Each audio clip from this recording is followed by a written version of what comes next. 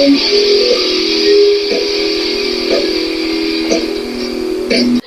everyone, welcome to Logan's Mosh Pit. Glad to have you here. Do me a favor and please subscribe if you haven't already.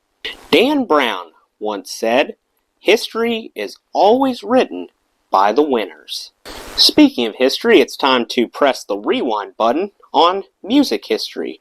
During each episode of Music History, I will tell you about some interesting music events that have happened today, July 25th. We only have a limited amount of time at our disposal, so I narrowed the list down to 10 crucial moments. I organized them chronologically. Let's begin. First, on this day in 1941, Nazareth's noteworthy guitar player Manny Charlton was born. Happy birthday, Manny. On this day in 1943, the world welcomed the Yardbirds' pretty diverse drummer, Jim McCarty.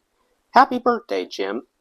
On this day in 1951, Verdine White, the bodacious bassist of Earth, Wind and Fire, took his first breath. Happy birthday, Verdine. On this day in 1958, Thurston Moore, the splendid singer and guitarist for Sonic Youth, entered the world.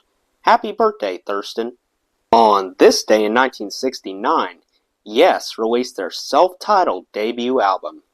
It featured 8 different songs, including their own spin on Every Little Thing by the Beatles and I See You by the Byrds.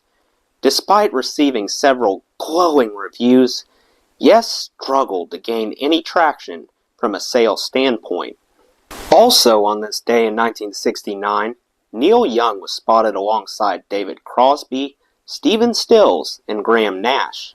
The Fillmore East served as the location for their first ever performance of many as a quartet. On this day in 1974, acclaimed music producer Paul Epworth drew his first breath.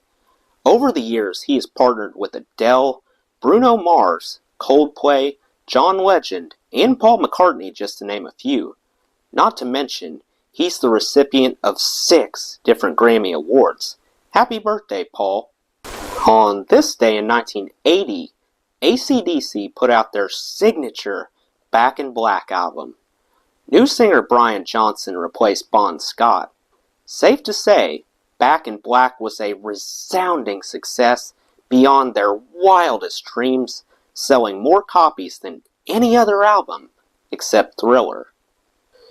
On this day in 2010, at the MLB Hall of Fame induction ceremony, John Fogerty came prepared, bringing a unique baseball bat-shaped guitar to help entertain the crowd.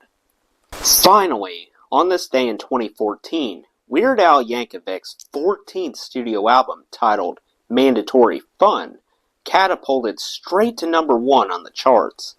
As a result, it made him the first comedy musician who achieved this rare feat since 1963. Well, that's it. What's your favorite thing that occurred on July 25th? Let me know in the comments. That does it for today's video, guys. I hope you enjoyed. Make sure to like, comment, and subscribe if you haven't already. I really appreciate the support. I'll see you next time. Till then, rock on.